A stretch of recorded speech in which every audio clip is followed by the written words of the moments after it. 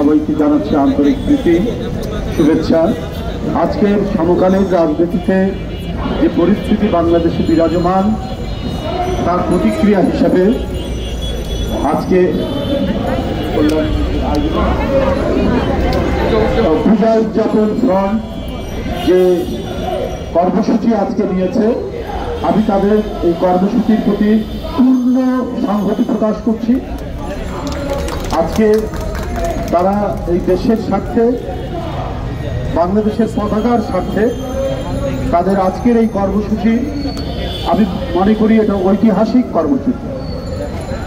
তারা স্বাধীনতা এবং স্বাধীনতা রক্ষার, সার্বভৌমত্ব রক্ষার যে মহাডঙ্কা তারা বাজিয়েছেন আজকে এই কর্মসূচির মধ্যে দিয়ে।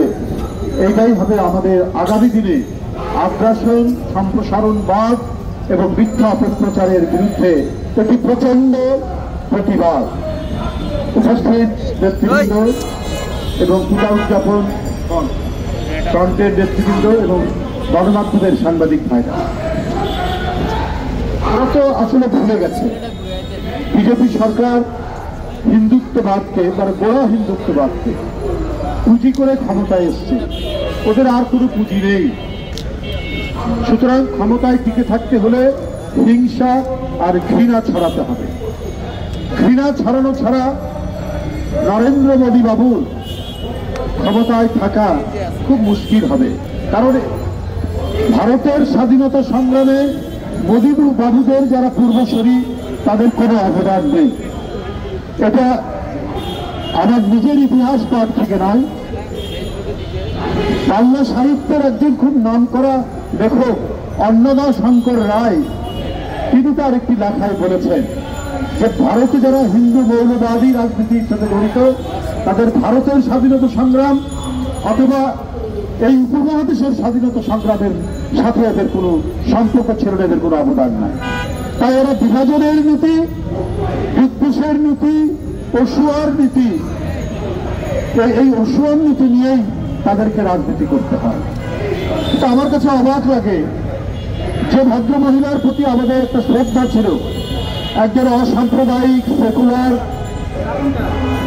মহিলা হিসেবে আমরা যে রাজনীতিবিদকে চিনতাম, তাকেও মনে হলো উনি মুখে রাজনীতির জন্য হয়তো অসাম্প্রদায়িকতার কথা বলতেন অথবা সেকুলারিজমের বা ধর্মনিরপেক্ষতার কথা বলতেন, কিন্তু ওনার গভীরে ছিল দারুণভাবে কট্টর হিন্দুত্ববাদ। আর যে কোনো ধর্মীয় বা যে কোনো আদর্শের কট্টরবাদ, কাঠিন্য এবং কট্টরতা এটা মানবতার পরিপন্থী। যে কোনো ধর্ম সম্প্রদায়ের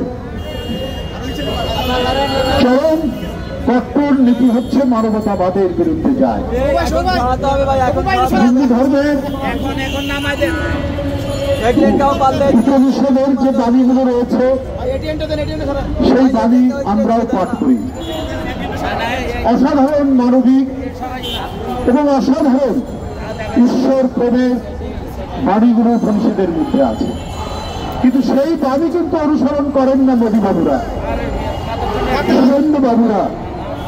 তারা তাদের সমাজকে বিভাজন করা, তারা নিজ দেশের মুসলমানদেরকে শত্রু গণ্য করা, নিজ দেশের শিডিউল কাস্টকে শত্রু গণ্য করা, বৌদ্ধ খ্রিস্টানদেরকে শত্রু জ্ঞান করা, শিখদেরকে শত্রু জ্ঞান করা, এই নীতি অবলম্বন করেছেন ভারতের শাসক গোষ্ঠী, সাম্প্রদায়িক শাসক গোষ্ঠী। তাদের দলের কোরাসের সাথে মিল রেখে এখন কথা বলছেন মমতা ব্যানার্জি, যাকে আমরা মনে করতাম এই অঞ্চলের একজন অসাম্প্রদায়িক রাজনীতিবিদ, কিন্তু তিনিও নন। তিনিও অত্যন্ত গভীরে সেই কট্টর ঘৃণা ছড়ানো হিন্দু মৌলবাদী বা কট্টরবাদীদের গলার সাথে তাদের সাথে ঈশ্বর মিলালেন। তার প্রমাণ তো আছে নানাভাবে। পশ্চিমবঙ্গে মুসলমানদের হার হচ্ছে 25%, অথচ সরকারি চাকরিতে মুসলমানদের সরকারি চাকরিতে আপনার তার চান্স পায়, সুযোগ পায় মাত্র 1%, সেটারও কম। তাহলে মমতা তো কখনোই আপনার সেকুলার ছিলেন না, কখনোই ধর্মনিরপেক্ষ মানবতাবাদী মানুষ ছিলেন না। আমরা জোর গলায় বলতে পারি, বাংলাদেশের মানুষ, আমরা যে যাই রাজনীতি করুক, এক শেখ হাসিনা ছাড়া যে যাই রাজনীতি করুক, আমরা অন্য ধর্মের প্রতি ঘৃণা ছড়ানো, বিদ্বেষ পোষণ করা, এইটা আমরা কখনোই করিনি। দুর্গাপূজা আসতে তো মনে হয় আমাদেরও আনন্দ লাগে। আমাদের হিন্দু ধর্ম সম্প্রদায়ের যারা ব্যক্তিবৃন্দ আছেন, আমরা তাকে কখনো ফান করে, রসিকতা করে অথবা সিরিয়াসলি বলে এবারের পুজোর নাড়ু কই, মিষ্টি কই, লুচি কই, ভাজি কই, ওরা এনে দেয় বা ওদের বাসায় যায়, পূজা মণ্ডপে যায়। এই দৃষ্টান্ত অনেক পুরনো। এদেশে যারা ইসলামী রাজনীতি করেন তারাও কিন্তু সাম্প্রদায়িক কথা বলেন না, অন্য ধর্মের প্রতি আক্রমণ করে কোনো কথা বলেন না। এটাও আমাদের ঐতিহ্য, কারণ আমরা ওই ঐতিহ্য বেড়ে ধরছি।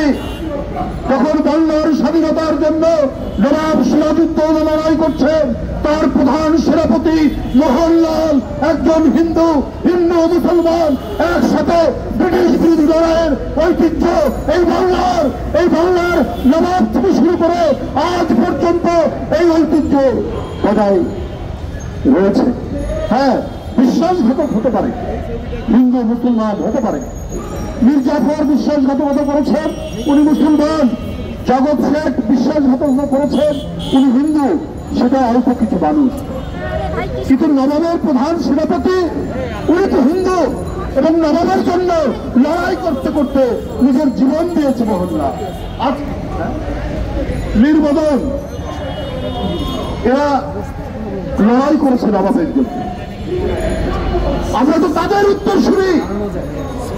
এখানে আজকে যারা অমলেন্দু দাস, অপু, আজকে অপর্ণা, আজকে সঞ্জয়, জয়দেব, আমরা যারা আছি এখানে মুসলমান সম্প্রদায়ের ছেলেরা, আমরা তো সেই সিরাজউদ্দৌলা আর মোহনলাল মীর মদনের উত্তর শুনি।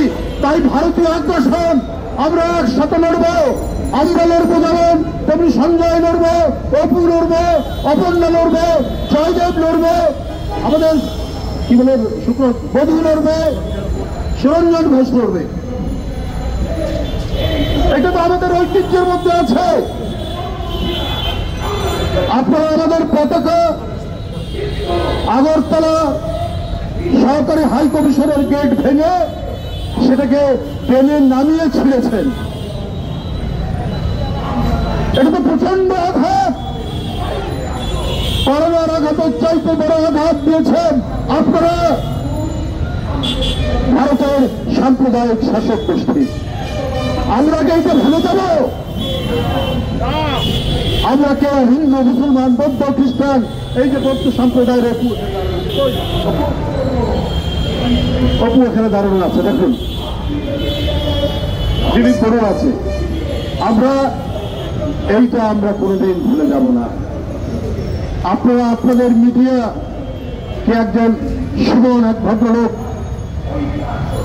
মানে অহর্নিশি ক্রমাগত ভাবে তিনি মিথ্যা অপপ্রচার করে যাচ্ছেন। আমি তাকে একটা ভদ্রলোক বলেই মনে করতাম, দেখতে শুনতেও সুন্দর, কিন্তু মনটা এত অসুন্দর। বাংলাদেশের গোপালগঞ্জে একটা পরিবারে আগুন লাগিয়ে 5 জন পুড়ে মেরে ফেলা হয়েছে, ওইটা তিনি ফলাও করে প্রচার করছেন। বলুন আপনারা, গোপালগঞ্জে কোনো হিন্দু পরিবার এর মধ্যে আগুনে পুড়ে মরেছে, কেউ পুড়িয়ে মেরেছে? এত বড় মিথ্যা, এত বড় অপপ্রচার। ভারত বলে গণতান্ত্রিক দেশ, ভারত বলে সেকুলার দেশ, ভারত বলে ধর্মনিরপেক্ষ দেশ, আর তাদের মিডিয়া আজকে খেয়ে না খেয়ে বাংলাদেশের বিরুদ্ধে অপপ্রচার করছে। শুভেন্দু বাবুদের কল্পিধায়ক হয়েছে। ওখানে যারা সত্যিকারের প্রগতিশীল, অসাম্প্রদায়িক, তারা এই সমস্ত মিডিয়াকে বলে কি জানো, গদি মিডিয়া। মানে যারা গদিতে আছে সেই গদির কল্পিবাহক মিডিয়া এক একটা বয়ান, একটা ন্যারেটিভ তৈরি করছেন বাংলাদেশের বিরুদ্ধে। কারণ শেখ হাসিনার পতনটা একেবারেই মেনে নিতে পারছেন না, একেবারেই মেনে নিতে। 28 লক্ষ কোটি টাকা পাচার হয়েছে শেখ হাসিনার আমলে। একটা হিসাবে দেখেছিলাম যে 18 লক্ষ কোটি টাকা, আর পাচার হয়েছে, ঋণ পেয়েছে 18 লক্ষ কোটি টাকা, আর পাচার হয়েছে 17,60,000 কোটি টাকা। কিন্তু শ্বেতপত্র যেটা প্রকাশ হয়েছে সেখানে পাচার হয়েছে 28 লক্ষ কোটি টাকা। তাহলে এই কোটি টাকা কি, এই 28 লক্ষ কোটি টাকার কত টাকা পেয়েছেন শুভেন্দু বাবুরা? এটাও আপনারা বলুন, না হলে কেউ কিন্তু বলে দেবে। বিজেপির কোন কোন নেতা পেয়েছেন শেখ হাসিনার পাচার করা 28 লক্ষ কোটি টাকার ভাগ? এটাও কিন্তু বাংলাদেশের মানুষ জেনে গেছে এবং আনুষ্ঠানিকভাবে হয়তো একদিন সেটা বলে দেবে। আমরা এত আন্দোলন সংগ্রাম, এত ত্যাগ, শিশু থেকে শুরু করে তরুণরা একাধারে জীবন দিল, তাদের রক্তাক্ত লাশ পড়ে থাকলো, গোটা বিশ্ব কেঁদে উঠেছে, গোটা বিশ্বের মানুষের চোখ দিয়ে কান্না ঝরেছে।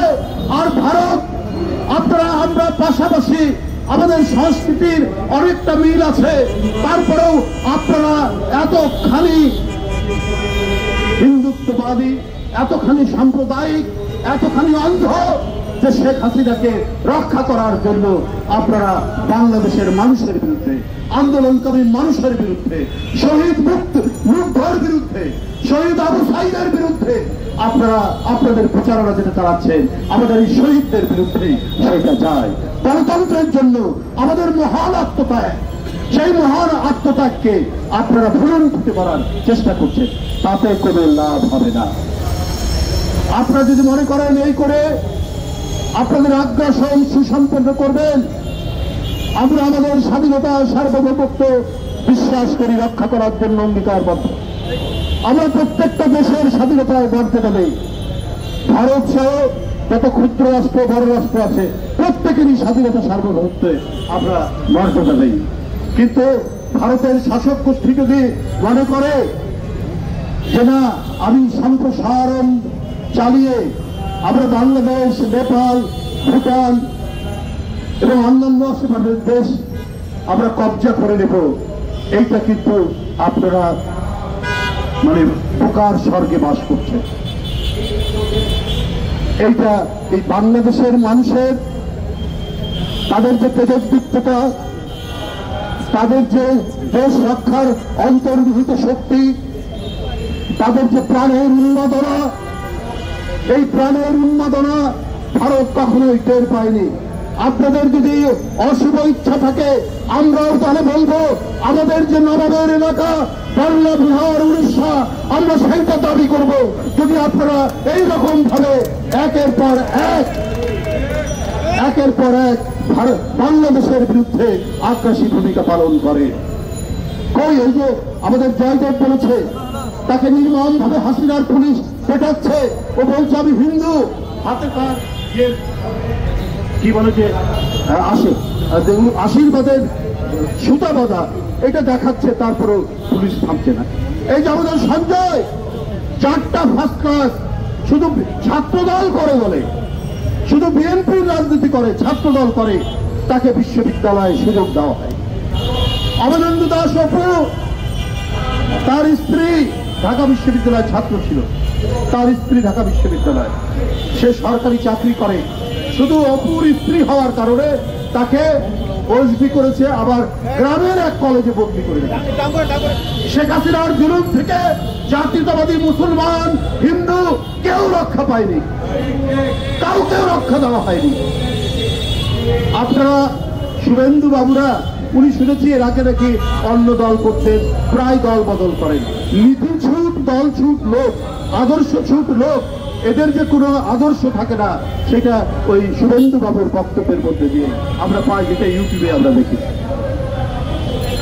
যাই হোক, উপস্থিত বন্ধুরা, আজকে সারা বাংলাদেশের মানুষ জাগরিত, তাদের মনের যে জাগরণ, দেশ মাতৃকা রক্ষার জন্য এখানে হিন্দু মুসলমান এই মৃত্তিকায় যাদের জন্ম, এখানে যেমন আমার জন্ম, শাইনের জন্ম, শুভর জন্ম, এখানে অপর্ণার জন্ম, এই মাটির সন্তান তারা, এখানে সঞ্জয়ের জন্ম, এখানে অপুর জন্ম, এখানে আমাদের আরো যারা নেতৃবৃন্দ আছেন সবার জন্য। ওরা এই দেশকে অন্যের গোলামীর কাছে বিক্রি করবে কেন? এখানে যদি সিরাজউদ্দৌলা আর মোহনলাল একসাথে লড়াই করতে পারে দেশের মুক্তির জন্য, দেশ রক্ষার জন্য, ঠিক একইভাবে আমরা হিন্দু মুসলমান আমরা লড়াই করব দিল্লির দাসত্বকে খান খান করে দেব। আপনাদের সবাইকে ধন্যবাদ।